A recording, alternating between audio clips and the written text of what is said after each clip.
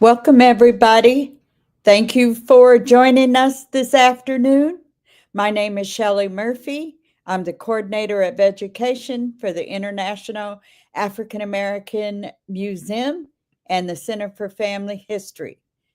We have a great show for you today, or podcast. I'd like to first introduce some of our guests, and that would be Dr. Mary Clark, and she can come up on the screen.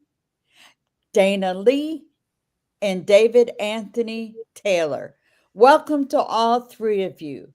Our topic this week or this evening is going to be, and you know I'm all on different time zones here. The topic for the day is going to really be about knowing your ancestor. Why is it so important that you should conduct ancestry, genealogical research, knowing about who came before you? So, what we're going to do is a round robin after we introduce ourselves, and we'll go from there. And I'll introduce some questions. And for the audience, we will have a Q&A time once they're done talking.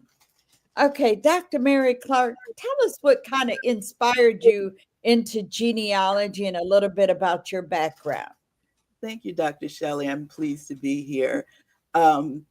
I am sitting in the midst of all of my research here in suburban Detroit, and I've always been curious, always been quietly curious, even before I knew what curiosity was. I think my earliest memory was about 4 years old when I saw a picture, and I'll share a little bit more about that a little later, but I saw a picture and I wondered how that picture related to me and my family. And when I was able to articulate curiosity and ask questions, I began to ask questions. And so that's where it started for me, asking questions about where I came from and where my people came from. Oh, that's wonderful. Dana Lee, tell us a little bit about yourself and what inspired you to get on this path. Okay, so I am Dana Lee. What inspired me? Well, first, a little bit about myself. I'm a retired engineer. I spend my time walking, hiking, volunteering at an archaeology lab, which I actually think relates to genealogy and history. Yes. And then, yes, of course, doing genealogy and spending time with family. So what kind of got me on this path, like I said, in terms of spending time with family, I grew up in Pittsburgh, Pennsylvania. I grew up next door to my cousins. These are my dad's first cousins. So they were older than me. And, I would just we would just step over the rail, and walk up a few steps. So we didn't even walk all the way down the steps and back up. We stepped over the rail and we would go visit. So, many times summers I'm sitting on the porch and we're talking. And so my cousin shows me a notebook that she had full of names. These were the family names. These were my ancestors. And so I copied that notebook down. And also in that notebook and it's just one page with some short historical statements. The rest from her was oral history, so I would, like I said, spend time sitting on the porch and she would share the oral history that was passed to her and some of those historical statements. So I would love to have that book. I would love to have that book and see that book. Okay, thank you. David, what got you going on this career in genealogy that you have embarked on? Well, first, my name is David Anthony Taylor. I'm a creator of Black Prosa Genealogy. What actually got started for me was I'm retired military. I've been retired for 21 years or 22, not sure. But one of the outlets for me, I was diagnosed with PTSD because of combat related issues and so forth. But I had to find an outlet. So there was this new thing came out called Ancestry.com. I signed up for it and I called my mother. She gave me the name of her parents. Well, I knew her parents' names, but her uncles and aunts and her grandmother and their siblings. And I found my first 1910 census record. And the rest is history. After that, I was hooked. It is an addiction. We can all agree on that for sure. So the next question for each of you, and I'll start with Dr. Mary. Can you share a moment when understanding an aspect of your own ancestry that changed your perspective or understanding? Actually, I'm going to switch this to Dana. Change perspective or understanding of your identity. And Dana, I think you have some slides you wanted to show. Yes. Yes. So this is my slide. And so, like I said, in terms of me being introduced to genealogy from my cousin, she shared stories with me, that just made me curious. We also grew up going to Virginia, where my father's side is from. So we went there at least once a year, sometimes twice a year. My grandfather had a farm. And so you start wondering, well, where did he get this farm? He got it from his father. This is Charles Lee, his father. So this is my great-grandfather, who was born about 1855 and died in 1929. So he was born enslaved. And so that's a recent discovery for me to realize my great-grandfather was born enslaved. And so he was enslaved by the Mantiply family. And so you see he purchased land in 1892 from Lucy Mantiply Penn. So she is a descendant of the enslaving family. And through me doing this work, my mother shared with me a letter that my grand aunt Della, so my grandfather's sister Della, wrote a note to my father. And so that's the quote here that I'll read. After the crops were put to bed, he would go off to work in Philadelphia and Wilmington, Delaware. He worked for 50 cents a day. My father had a dream. He lived to pay for it and enjoyed the farm for many years. And so, like Mary had mentioned, sometimes you have something, a desire or something put in you that you may not even understand what it is or where it came from. But I've always had this desire to own land. I knew the importance of owning land.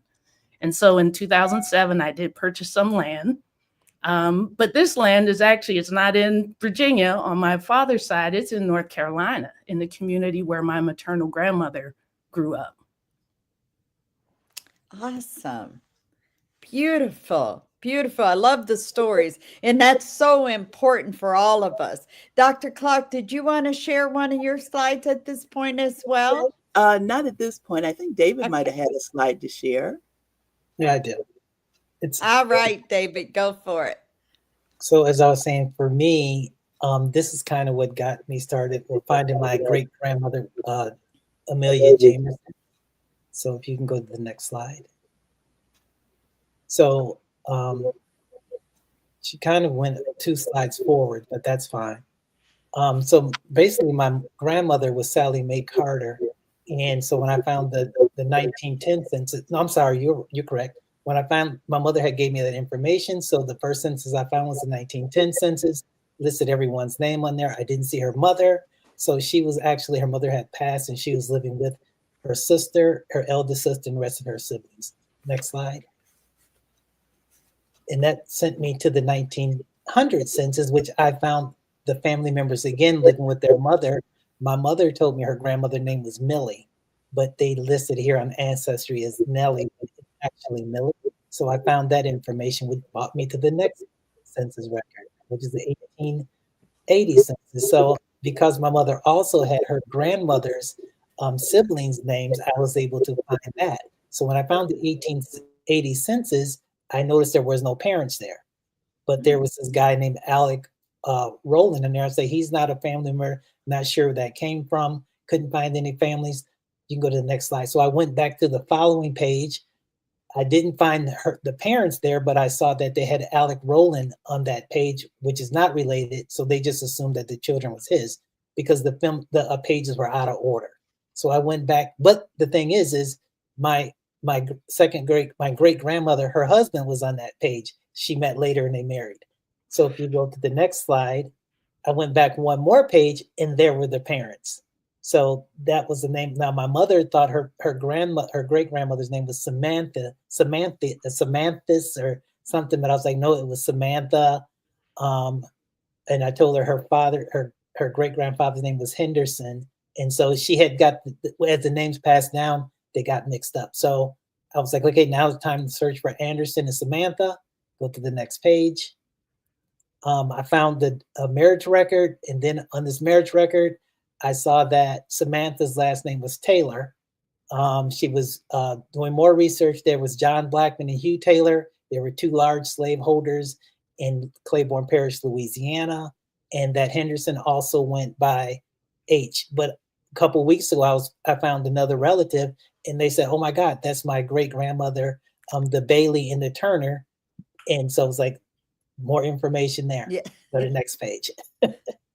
So then I went to the 1870 census, and I said, "Oh, there's Samantha, and since there's a person that's named Taylor above there, they've got lands right after slavery.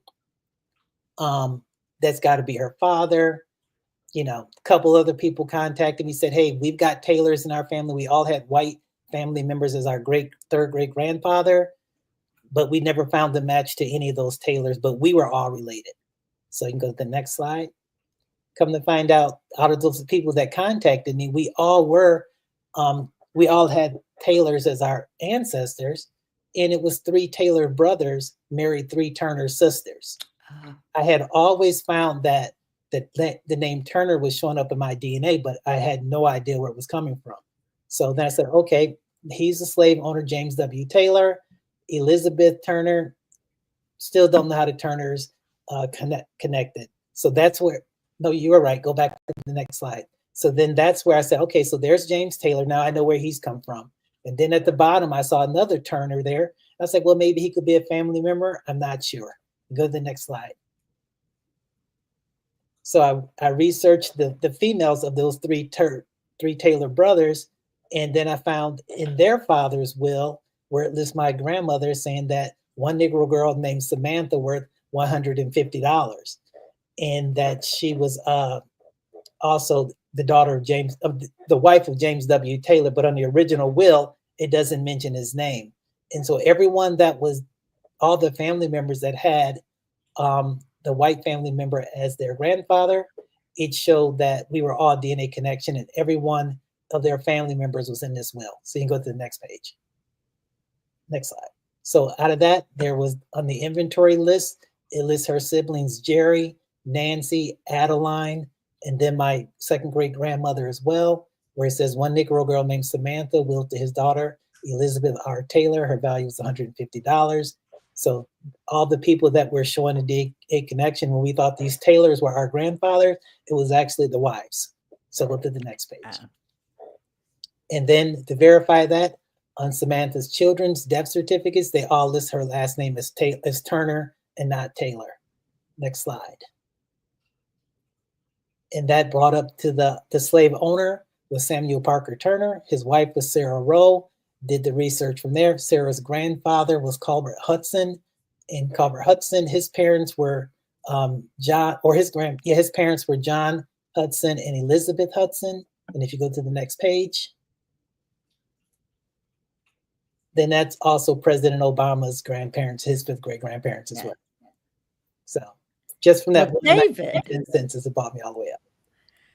So I just want to make sure the audience caught this trail.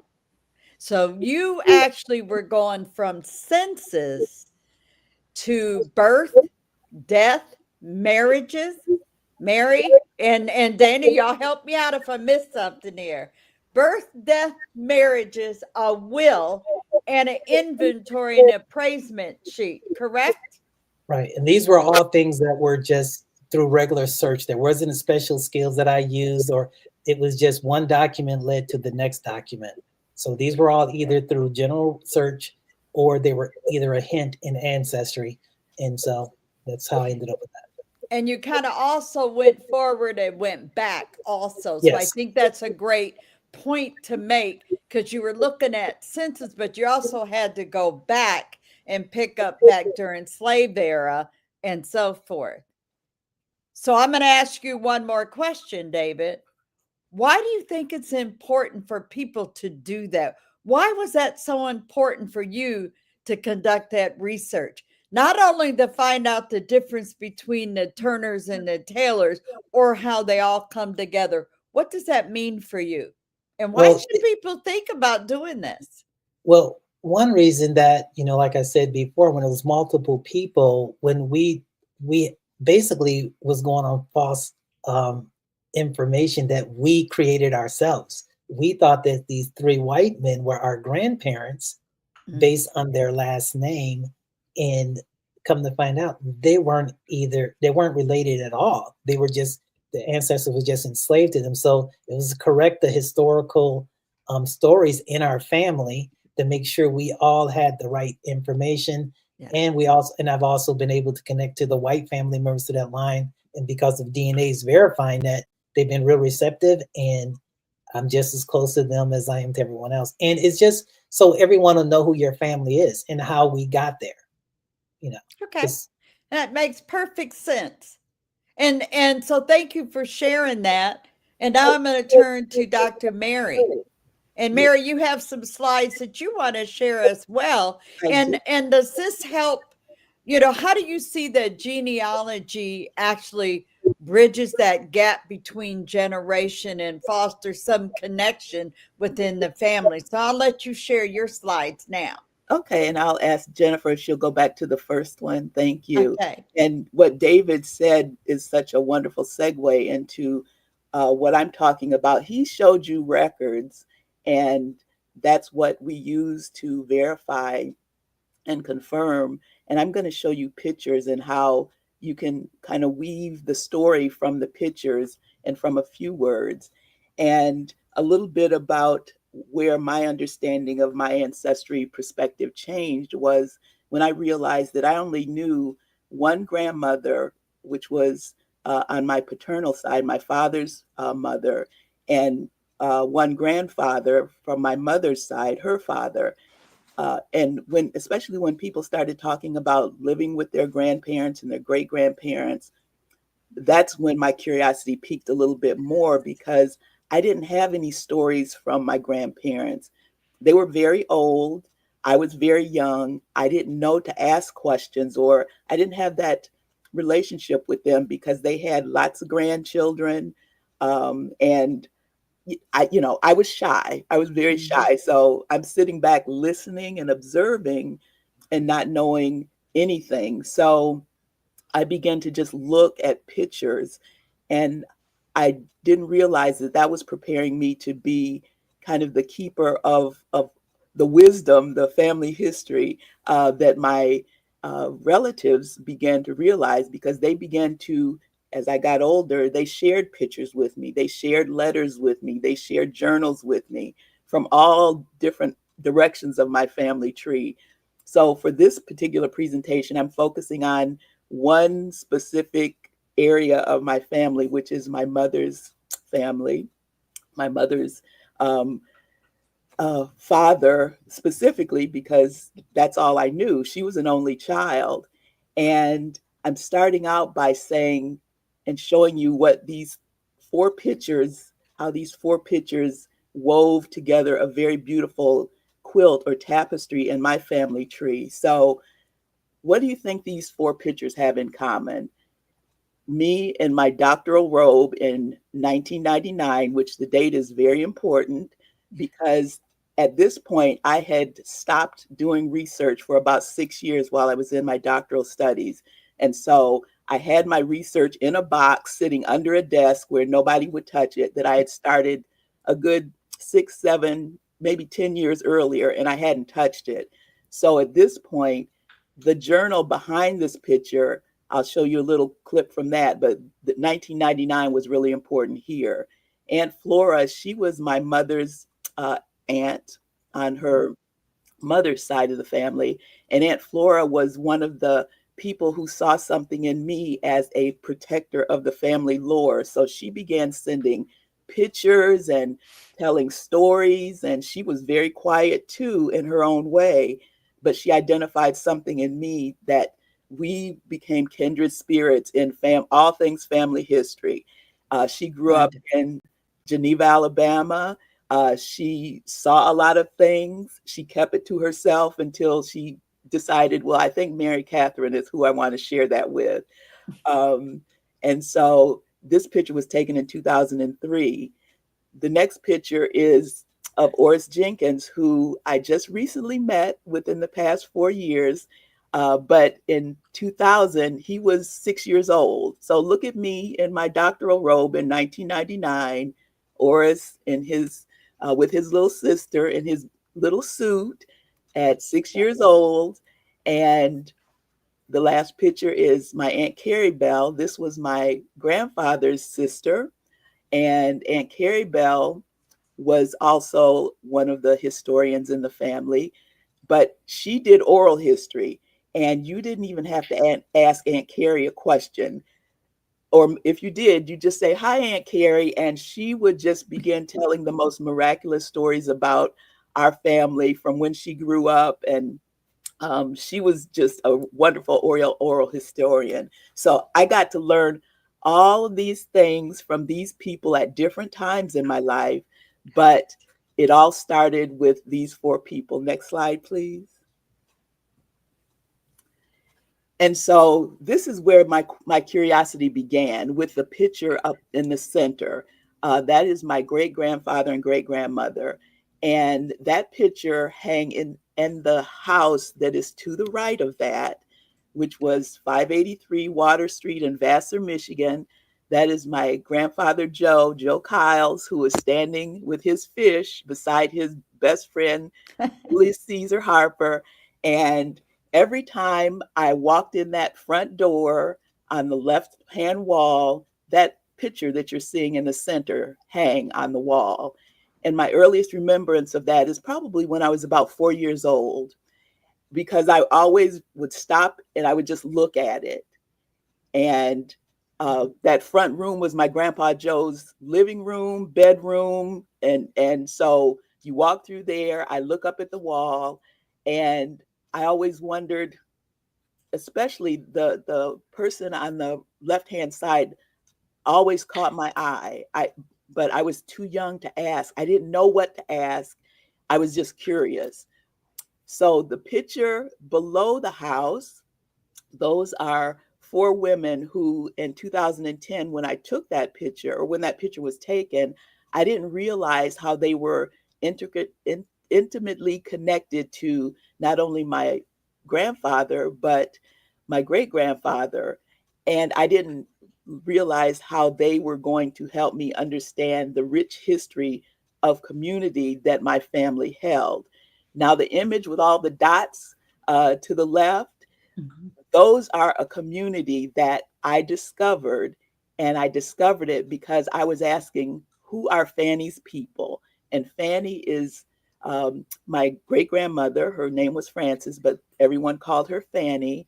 And as I was looking, and I continue to look for Fanny's people, all these people in these dots are what I found. And I found them because if you see the 2 stars, Peter Eddins and Henry Eddins, those 2 names were on their marriage certificate. And being curious, and because her maiden name was Eddins, I thought, oh, one of those is the father. So let me find out, something about her father. Well, I haven't determined if either of those are her father as of yet. But what I found out by looking for Fanny's people, as you can see, this is just a small inkling of homesteaders, which I'll share a little bit on the next slide with you. But this is a community that were somehow connected to Fanny, because these 2 individuals, Harry and Peter, were very connected to this community. So as you can see, the tapestry continues to get even more and more complex. And all I've asked are, who is Fanny's people? Right. And as a 4-year-old, I didn't even know to ask that. But I think Fanny was waiting for me to have the skill, knowledge, and ability to look and find out. So I want to know about Fanny and Fanny's people. And so those women in the corner, they helped me too. Next slide, please.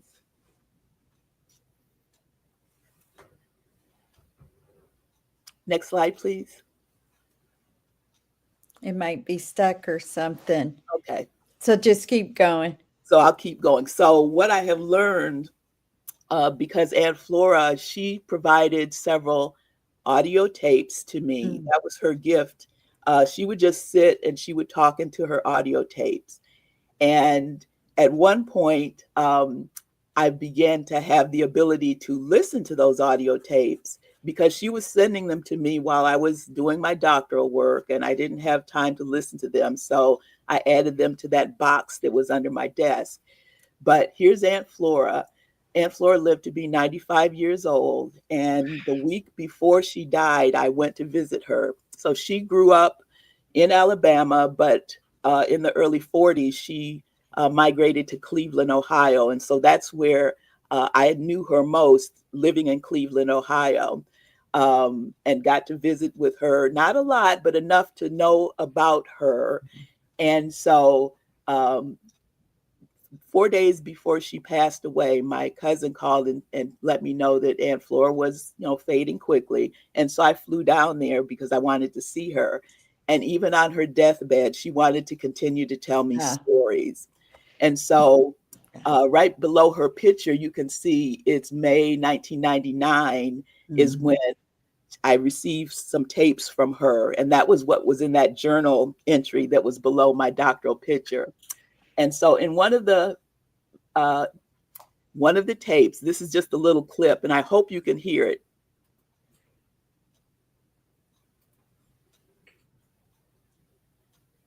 If it's gonna work. When I was growing up and the people I knew back in those days, there was a whole lot of, well, I won't say a whole lot, but there was a lot of people, black people that owned their own land. Joe Carr's daddy owned his own land, and there was a group of old McNairs. So old man McNair lived on the edge of, right at the edge of Cleveland. That's where his house, on the edge of Corpus Christi. That's where his house was. You leave, you walk out his door, and you walk a few steps, and you walk in the drugstore on the square of Corpus Springs. But he had several children, and they had their own land. But he was an old Indian, him and his wife.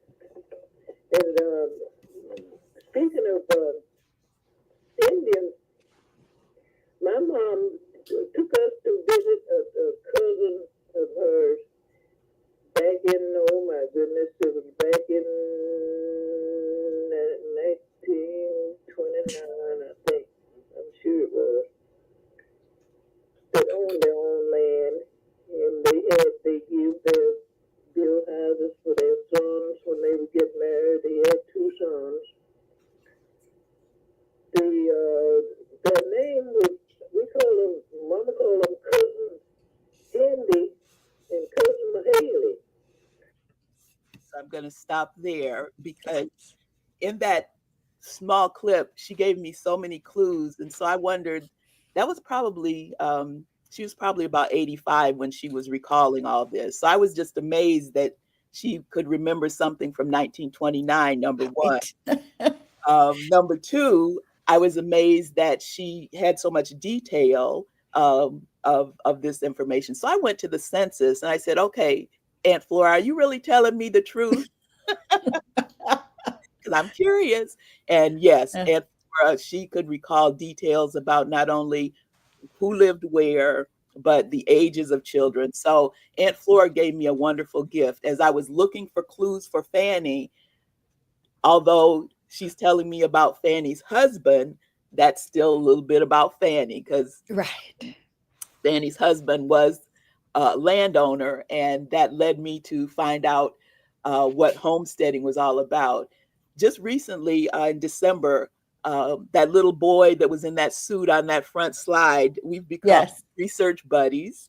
Thank you, the pandemic. That was one of the gifts that I got from the pandemic, is meeting Oris and becoming a research partner with him. But we went to Alabama and we went on a research trip, and we went to several cemeteries as part of our trip. And what we did, we just walked around and we called off the names of everyone we saw because we knew we were related to most of them.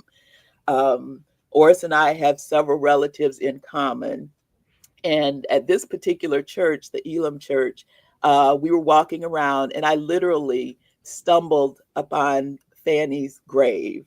Oh my goodness.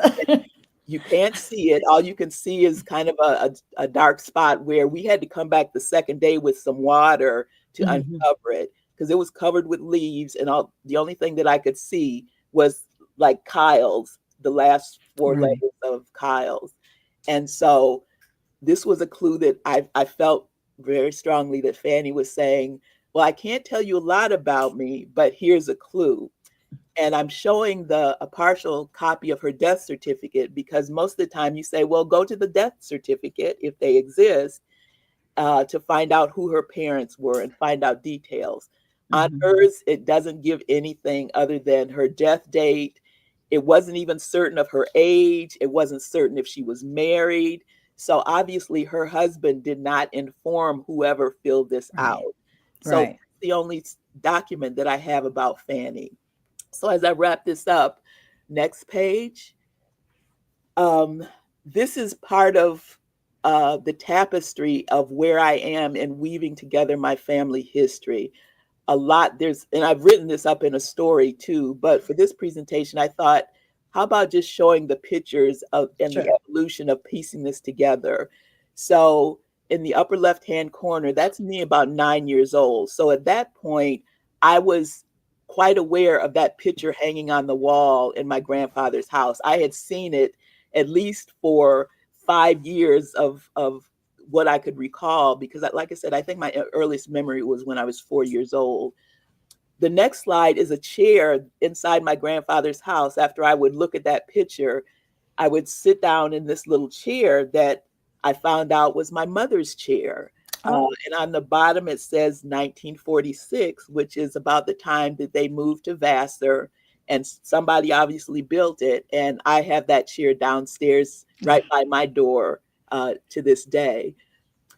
Next to the chair is the Black Homesteaders of the South publication that Oris and myself and several other contributors with the very skilled direction of Bernice Bennett. During the pandemic, we put together stories of our homestead ancestors of the South. And yes, I did learn that I not only had my grandfather, my great-grandfather, who was a homesteader, but his father was a homesteader, those two people on the marriage certificate. And I have almost 45 people that I've identified in a community that I'm currently writing stories about. And had the opportunity to go to the National Archives to do original research. And who pops up but Bernice at one of my visits. So we took a picture, and the picture in the middle is of Oris and I during our trip at the Geneva courthouse, where we did discover a page that he had already showed me. During his research, he found a page where his family had a deed, and on the next page was my family, my great-grandfather, who had deeded property to the church where him and many family members live. And to the left of that is that beautiful quilt piece, which Oris shared that with me about 2 weeks ago.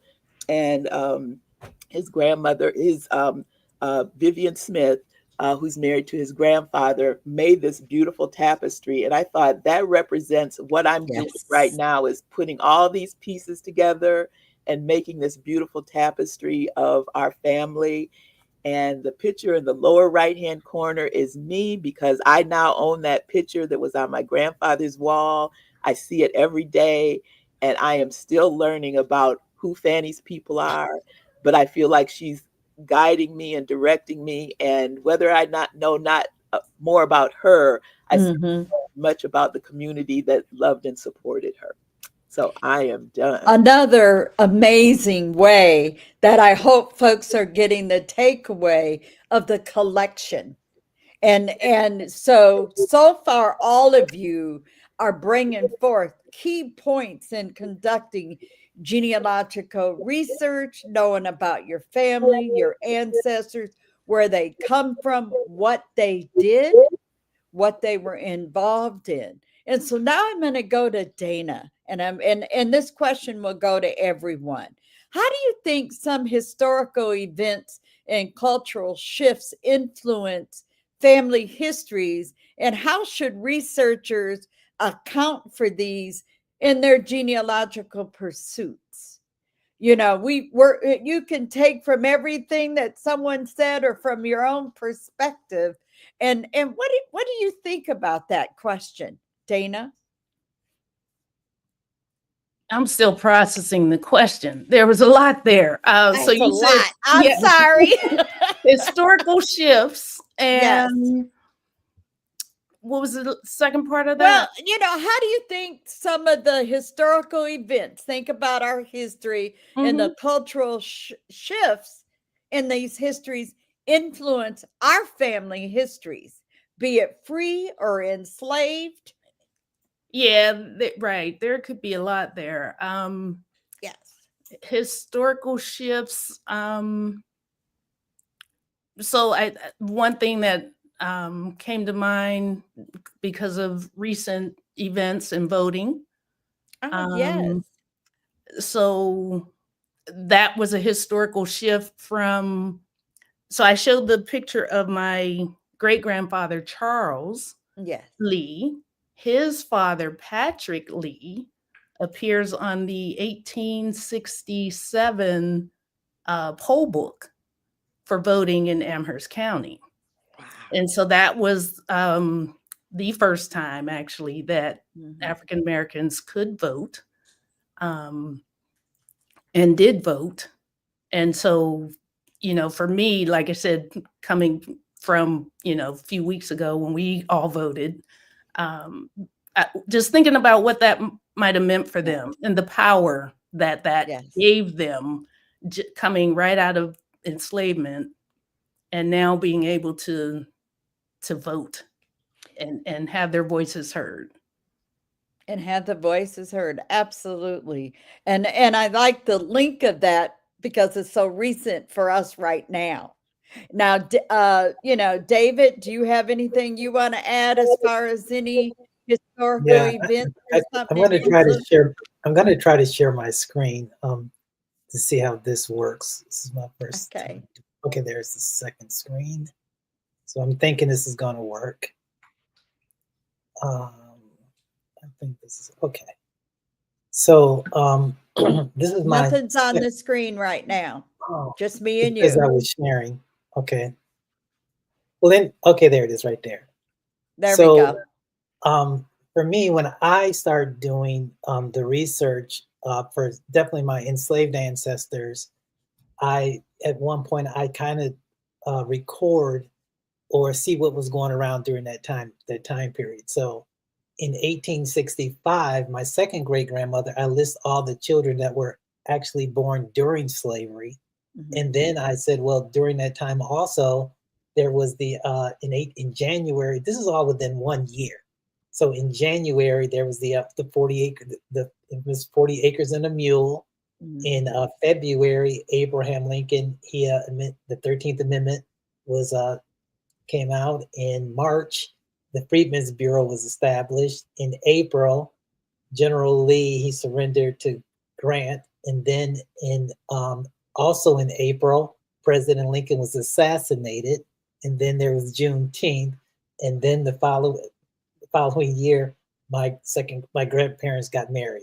So I was that to be saying is like, you know, what were my ancestors thinking during that time? And it was like, you know, when we think about things now, you know, when we look back, it's like, how could we handle that? Or because so many different events went on at the same time, you know, within such a short period of time, you know, they went from being a slave to being free to you know, being there. Like, how did people react to even Abraham Lincoln being killed? It just so much, and you start thinking, you know, they were actually there. And I've got documents showing that these people were alive and that they were, in that area or whatever. So it just means a lot to me to It be does. able to connect them with the historical events. And so it's interesting that you bring that up, because if we think about just in our own lives what we have went through, and I'm going to look at all three of you and say, are you documenting any of that gets passed on to nieces, nephews, children, grandchildren, or anything? Yes, we're looking at family histories and going backward, but we're making history right now. We're experiencing, just like David's example and Mary and Dana's, you're thinking about it. Somebody just voted 1867, right after slavery, the chaos that lingered. Wow. I think it's an opportunity that we can reflect as the researchers or the descendants of what was going on, what did they experience, and the fact that they made it through, because we're here. So excellent examples and things. And I'm going to come back to Mary on this. Mary, did you want to add anything there? If not, I'm going to go to that next question. Well, I think I can tie it into the next question, actually. Okay, great. So I'll let you go ahead and take it from there. Well, one of the things that we had talked about was any genealogical discovery that brought unexpected cultural or insights into my family. And that came about, again, during the pandemic, when I was in a research group, Maggie. And Dr. Shelley, can you give the long title for Maggie? Because I don't want to mess it up. It's the Midwest African American Genealogy Institute. And I will raise my hand and say the only one in the United States of America that is focused on African ancestry. Thank you. I'll go from there. If anybody has questions, you can put it in the chat. I know there's some of the instructors are there, because I saw Renata. She can respond, and any others that can respond about Maggie while we're doing this. Thank you for that. Thank you, because that was kind of my first exposure to a group of what I call my people. I found my tribe when I joined Maggie and sat through that. But what I also did going through the sessions that I did was Angela Walton Raji was one of the instructors in the track that I was in, and she asked us, did any of us have land in our family? And I remember a story. Of course, you heard what Aunt Flora said, but also Aunt Carrie. She told me that her father had a lot of land, and she would say that all the time. My daddy had a lot of land, but I didn't know what that meant. And so in responding to Angela, she said, well, you might want to contact Bernice Bennett because, you might have a homesteader in your family. And she told me what to do. I reached out to Bernice. I gave the name. Bernice reached out to NARA, got the National Archives, and got the records, the land entry papers, and sent it to me. And yes, I do have a homesteader. I discovered that's what it is. They owned land. They weren't sharecroppers. They were homesteaders. That changed my whole perspective about my family. But it also gave me some insight as to why my grandfather, who was in Vassar, was such an avid gardener. He could do things that were just miraculous to me. So finding out that I had one homesteader, that youthful curiosity that I've always held, I began looking at people they knew. Well, did the Eddings, were they homesteaders? And one of the gifts when you get land entry papers is they have to have at least 4 witnesses. Yes. And so you look at that witness list and you say, well, are those witnesses also homesteaders? And so I kept looking, getting the land entry papers of these individuals, getting the witness list. And that's where that chart that I had with all those dots and all those colors and all those lines, that's where that came from. And not only did I find out that they were witnesses for each other, I found out that I'm related to many of them. These are people that I didn't have any clue. My mother didn't have a clue. Her grandfather, my grandfather may have, but he was long gone by this time. Sure. So what did I discover just by hearing and responding to Angela say, do you have people that own land? Right. I discovered the research that I'm now deeply involved in with Horace. Yeah. I have, like I said, over 45 individuals that I have as homesteaders that I'm doing the research on them one at a time. And I would not have even thought about that Yes. as soon as I did without Angela asking me that question. Which is very significant. And for the audience, when Dr. Mary is talking about homesteaders, there was an act called the Homestead Act of 1862, which allowed, and I'm going to say it this way, women, people of color, anyone to basically, I'm going to stake a claim on federal government property, say 160 acres. You had to apply, you had an application, you had to work that land for 5 years and then show proof of that. And then basically you were awarded a patent. I know I'm making this real short, but awarded a patent, and they owned that land. That was their land. Now we're talking about something totally different from the 40 acres in the Buell and all of that. This is where people acquired land up to 160 acres, and it was theirs. And a lot of folks in families, and I'm going to say people of color families, these homestead properties are still in the family, which is really amazing. So I'm going to turn to another question. So thank all of you for that. And I'm going to start with Dana on this one a little bit. It's going to be an all three of you question.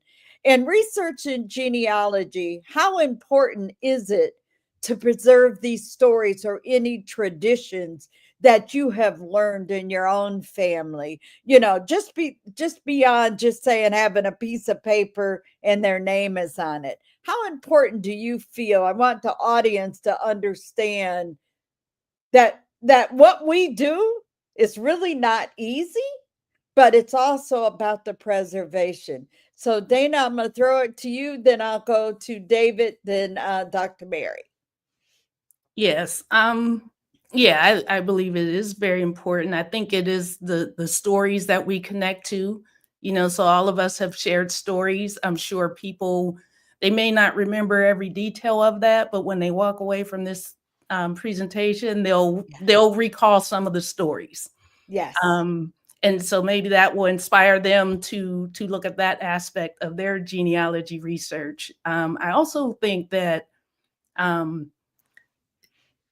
it shows everyday people's contribution to community, you know, and beyond, you know, because some people may have people who were instrumental in the civil rights movement, that sort of thing. And so the impact was bigger. But to me, it gives story and gives voice to the everyday person. And so you don't necessarily have to, you know, in terms of Black history, African American history, you don't have to call on, you know, the ones we get in the textbooks, the Martin Luther King, we have these people in our family. Yeah, right. We have these people in our families. Yes. And we can tell their stories. And we're hearing stories, and this is what's so beautiful about it. David, did you want to add anything on this question? Yeah, I did, and I got to share my screen again. Okay, we're gonna let you do it one more time. Okay, this is going to be quick. You know, okay, let me see, share the screen, share the second screen. Okay, so I was always, I guess it's coming up. Okay, I've always been extremely worried about sharing my family history because right now I'm the main person doing the genealogy research. And so I was always saying, if something happens to me, what's going to happen to all this information I got? So in one of the Freedman Fridays Zoom calls we had, Dr. Shelley said, we need to start putting African-American people on WikiTree. Had no idea what WikiTree was. And then when I found out, I started, well, you know what? This is a way that I can add information. And at least if something happens to me, this is going to show the information. So I'm able to show the people that enslaved my ancestors, some different documentations, wills, probate records, people that who they were sold to, just different, basically this person's entire history. And so now if something happens to me, or if there's another family member, they can click on this and say, oh my God, now I can see where some of this family information's where it's at. So being able to, I feel a lot better now knowing that I can share this information on this platform and that other people will actually be able to see it. And I can share the documentation this way as well. And with WikiTree, I added on one white ancestor, just one person. And that's how I found out that I was related to President Obama. Because sometimes it's just that next person you add to your tree that it can open up a whole, an entire new line. And that's for both the white and your Black side, or your Native American line, or Hispanic line, because you never know because it's one humongous tree. You could find that you're related to a little bit anybody. And it's so this free. was really important. Yes. And so this was really important to me to help get my family information out there. And before I turn it to go to Mary with this question, and thank you for sharing about WikiTree. And the fact is, you think about it, no matter what, it's still there. And if you stop doing this, and what we hope is that other people will see it, that might be connected. It might be a location, it might be the last name, or it could have been an event around where your people were at. So preserving these stories is really critical. Dr. Mary, did you want to add anything? Yeah, one of the things that I experienced was at some family reunions, the same oral history is shared over and over again, and it omits some people, and some of the stories may be a little inaccurate. So I think it's really important to be curious enough to look for things to add to the family history, to include the more branches of the family history. I did that recently with one of my family reunions, and I just created a book on Shutterfly that I took newspaper articles and pictures and different census records, just little snippets of things so that other people could see where they showed up and where their ancestors showed up in our family structure. And it made them feel a little bit more included in the family stories and gave them some new stories to explore and to be able to share with their family. So I just think it's really important, even if it's a little bit. I got a little bit from Aunt Flora, a little bit from Aunt Carrie, a little bit from Oris, a little bit from me. And I've been able to do so much more than I could have just done by myself. And I think with the examples that folks, and the point of saying oral history, documents, hearing the stories and all of that, also you could use that as a strategy of engaging the younger generations too. Because number one, I go look for help. I heard you say Shutterfly. I don't know how to do whatever. I know what it is, but I'm going to go get somebody, a different generation than myself, and say, look, I've got all of these pictures or stories, or I'm calling David, and saying, how do I put all of this together? And like you said, you made a book, a handout. It could have just been a flyer with informations of locations. But again, we mentioned about some historical events like the voting and so forth, or different amendments. But also remember, before I go to the next question, that we also had free people. Not everybody was enslaved. There were free people that still had to walk the same line, pretty much, that enslaved people did. Yes, they could go home. They didn't go to a plantation and weren't under rule. But I want people to also know that there was violence and other things that happened to people that were free, just as well as the people that were enslaved. So again, we're talking about preserving our stories, being able to make sure that future generations will have that. So now I'm going to ask each of you for one thing. All of this is wonderful, but we know there's challenges. There's challenges in conducting African American genealogy research. So, Dana, I'm going to go to you first, then Dr. Mary, and then I'll go to David.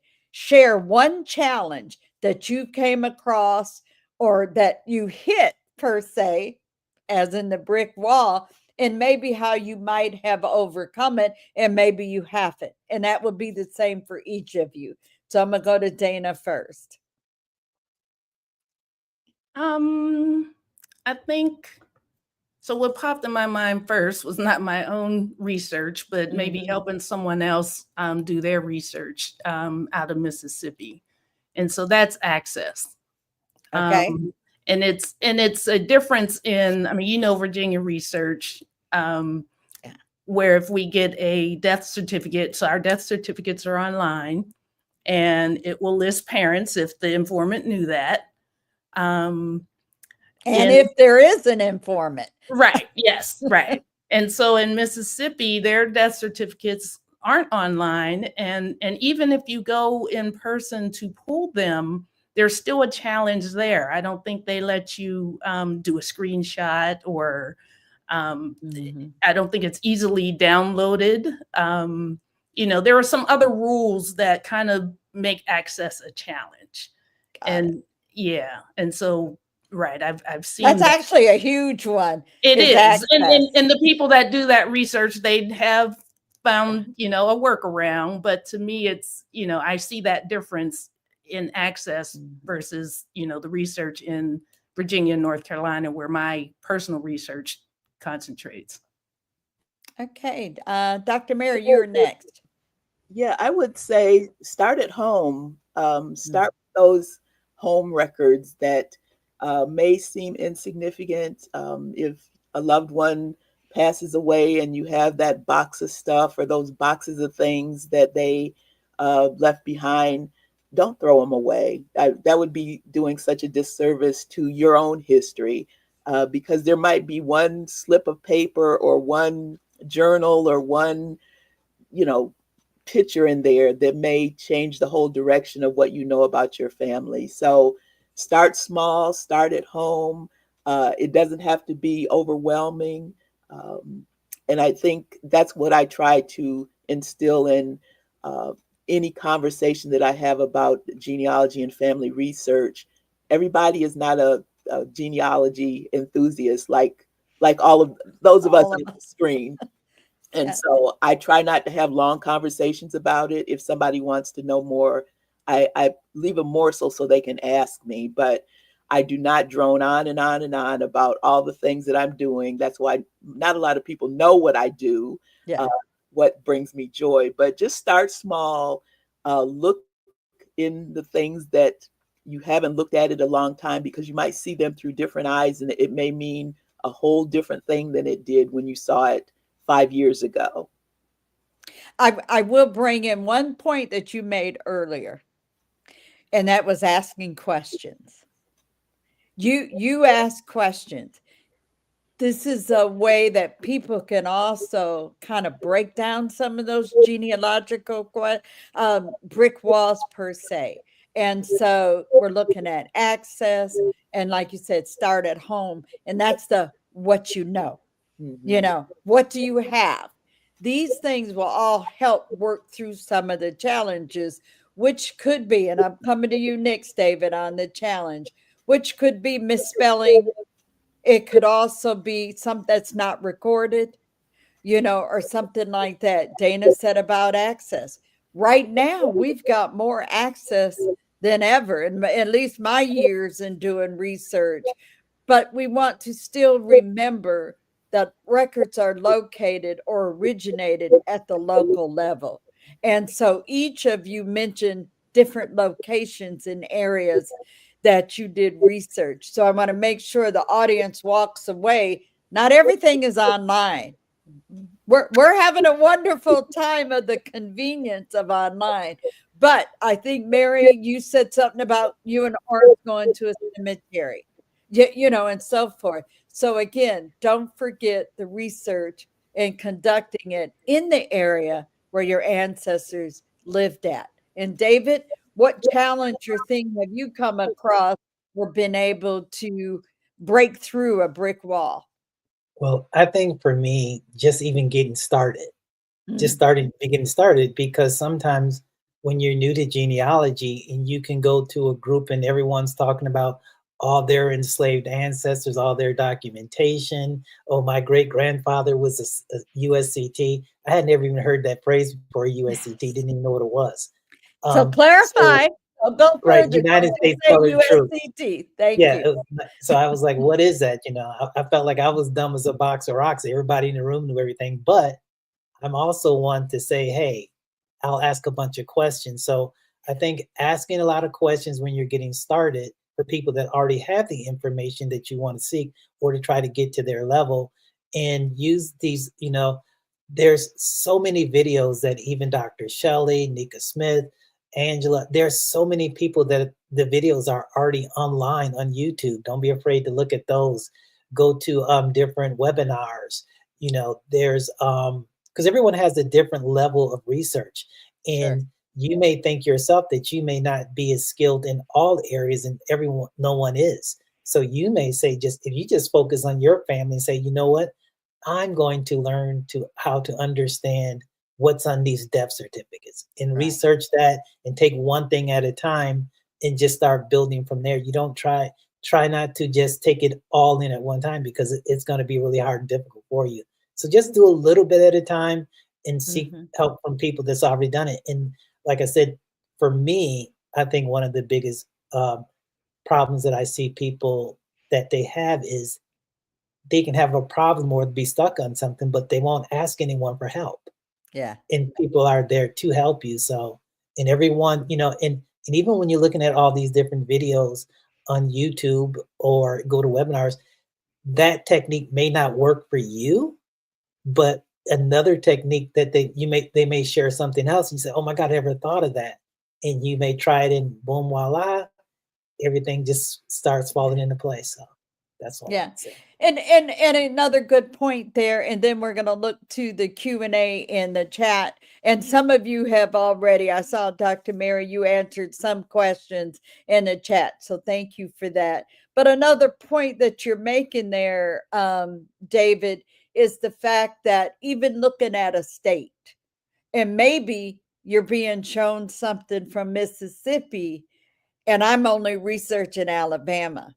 I need to see if that same thing will work in Alabama that say that I saw in Mississippi that somebody explained broke through that brick wall. So again, even like Freedmen Bureau Fridays, and we look at that, we always start off typically with Virginia, just simply because they had more rolls of the microfilm.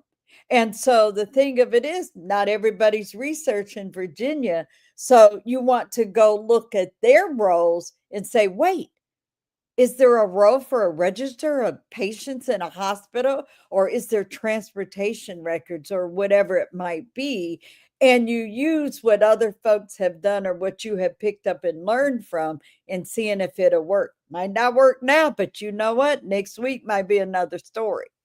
So I'm going to go through the chat, and if there's any last words you want to share while I come up with the questions, each of you can do that. And I saw Dr. Mary answered the question about the Bureau of Land Management, and I saw that Renata Yarborough Sanders also put in the link to the Midwest African American Genealogy Institute. Lots of accolades here as far as the capturing and sharing of information. And one comment I see that Timothy Richardson said, people's reception to what may be unearthed is a challenge. Absolutely. Absolutely. We can all agree on that. The box of stuff is a true treasure. Absolutely. And you know what? We all got boxes, piles, folders, drawers, bags, and stuff. So also, let me see if there's another question. Terry Burke shared the link for conference keepers. And Renata commented, Dr. Clark, your photo book electronic or a hard copy? Hard copy? You're on mute. I think it's a hard copy. It's hard copy, and I do have an electronic copy that I don't really share because it has family stuff in it. So I shared it with family, but I don't share it widely. Okay. So I see a question from Brianna. What are the best Reconstruction era documents besides voter registration and tax rolls? What are the best Reconstruction era? So after Civil War, first thing I'm going to throw one while y'all are thinking here, census records. Don't forget, you got federal census records, and I'm saying they're documents. Might not be accurate, but it is one day and one point in time. But remember, there's a federal census and there's a state census. So you need to check for both, and you're coming through that time. Right now, we can get up to 1950 federal population census online. Anyone else want to comment on some other records that are best Reconstruction era? Timothy said cohabitation or registers of free Negroes, marriage records. I'm just thinking of the Bureau. How about probate records of any kind? I'm sorry? Probate records of any kind? Probate, yes, yes. And especially, using the live text, just putting the Full name text search. and finding out what comes back. Chancery Awesome. records. Chancery, definitely. And every state has actually chancery records. They might be called something a little different because I just call them court cases. You got to find out if they're online or if you need to go to the courthouse or if you can order online. I can say the Library of Virginia is just a plethora of those type records, especially helping to locate people that were enslaved or involved, property disputes. Descendants fighting over this, that, and the other, regarding granddaddy's land or property. And I'm talking about property also as in human property as well. Let me see if there's any other last questions. We are going to sum this up and give you everybody back there Saturday. And I'm trying to see if there's anything else. I think some of them got answered in the chat. Timothy, you commented about 1890 census burning shaped my family. There's a blackout between 1880 and 1900. Well, that's an interesting one because I know someone that does a talk about that, and the name of that is about the 1890 census and is it really missing? So one of the things I will suggest, I know, Dave, you're about to smile because I'm talking about myself here. But one of the things to since we're talking about the importance of doing this type of work, yes, there is a 20-year gap, but one thing is every one of the federal population census has instructions, and you can walk through the instructions and the questionnaire. Look at your 1880 and your 1900 census and try to answer those questions on the 1890 census. Might have to go to 1910 or go to 1870, but I guarantee you'll get 50 or more percent of those questions answered by what you know already in that time frame. So that gap might not be as big as you think it is using that type of strategy. It takes a little bit of time, but it is worth going through it because you're questioning or trying to answer the questions that were actually on the 1890 census. Where do you get those instructions? Go to censusbureau.gov. Anybody else? Any takeaways anybody wants to share? Yeah, I'll share. I think it's been mentioned, but to kind of put a cap on it in terms of community. Find your community. I think Dr. Clark mentioned, at Maggie, she found her tribe. community. Yes. I think through the pandemic, many of us have come together through Zoom or social media, Facebook groups for your county. You can, look for Facebook and put in your county and genealogy, and there's usually a Facebook group there. So like David said, also in terms of, some people have questions but might be afraid to ask. I think part of that is finding your community. So once you find a group you're comfortable with, then I think you're more comfortable asking questions and getting help. And I think the importance as you learn more and get help brings a whole nother look at how you do this research as well. So if there's not any other questions, I don't I have see one any more thing, other Dr. in the Shelley. chat. I'm sorry, you had Yeah, some? I did one. Yeah. So Sure. when you do discover things or you find a new source or a new way of doing things, please do not keep it to yourself. You should share it with other people, the different Yes. resource you have, because it's not really your information to hold. And the more people that you share it with, it could help the next person break open a brick wall. So when you grab those little nuggets of training or something, share it with other people. And it's also good to question other people on what they did. We love talking about what we did as an example. So again, it's a good one to end on, unless Dr. Mary has something to share for a takeaway. I have the gift of having a research partner that I never knew that I would have. Excellent. And so I am so grateful that my path crossed with Oris's path. And if I could say anything is find a research buddy, whether it be Yes. someone that you know or in a way, genealogists have a way of connecting, but maybe somebody that has a totally different skill set than your own, so that you can give a little to them and you can learn a little from them. And so I am so grateful that I have a research partner who is a totally different generation from me, and we think a lot alike on many things, and on other things we think totally different, but it helps to make our research that much more stronger and more interesting. So get a buddy. Yes. I appreciate all three of you spending time with us this weekend. I want to thank Jennifer Randall, who's been in the studio monitoring this for us. So thank you, Jennifer. She is with the International African American Museum, and she is at work today, and she's with the Center for Family History.